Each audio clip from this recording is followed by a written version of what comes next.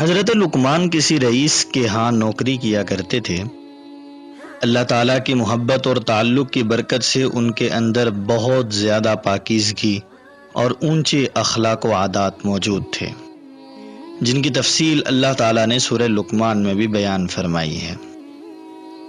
حضرت لقمان کے ان اونچے اخلاق کا ان کے آقا پر اتنا گہرا اثر ہوا کہ رئیس نے ان کو اپنا مقرب و محبوب بنا لیا اور دلی طور پر ان سے محبت کرنے لگا۔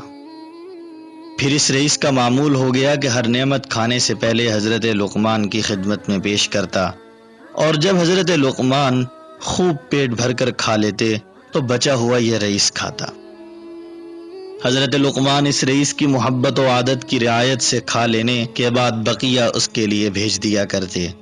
ایک دن آقا کی خدمت میں کہیں سے خربوزے آئے۔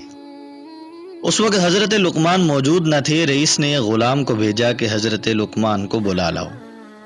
جب حضرت لقمان تشریف لائے تو رئیس نے اپنے ہاتھ سے اس خربوزے کی قاشیں بنائیں اور ایک ایک قاش محبت سے کھلاتا جاتا تھا، اور دل ہی دل میں مسرور ہو رہا تھا کہ میری اس محبت کا ان پر کیا اثر ہو رہا ہے۔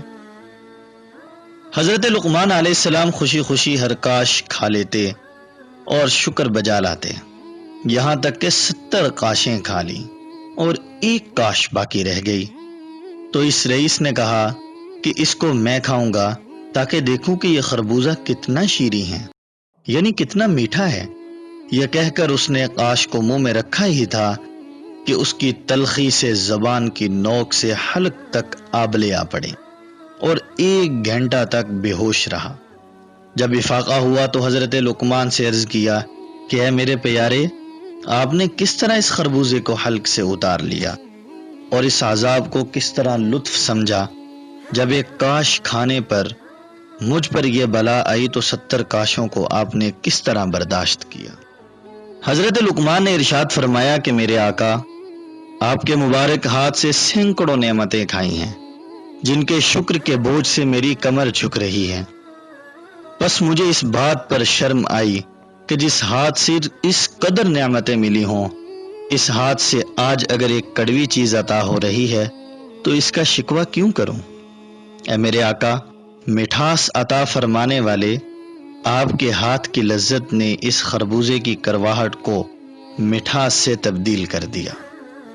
ناظرین، اس واقعے سے ہمیں یہ سبق ملتا ہے کہ اگر کسی وقت کسی شخص کو اللہ تعالیٰ کی طرف سے کوئی آزمائش یا تکلیف پہنچ جائے تو اسے صبر کرنا چاہیے اور اللہ تعالیٰ کے اس فیصلے پر راضی رہنا چاہیے۔ مشکل اور مصیبت کے وقت یہ سوچنا چاہیے کہ اگر اللہ تعالیٰ کی طرف سے کوئی مصیبت یا پریشانی پہنچتی بھی ہے تو کوئی بات نہیں، اللہ تعالیٰ کی طرف سے ہر وقت بے شمار نعمتیں بھی تو مل رہی ہیں۔ صلی اللہ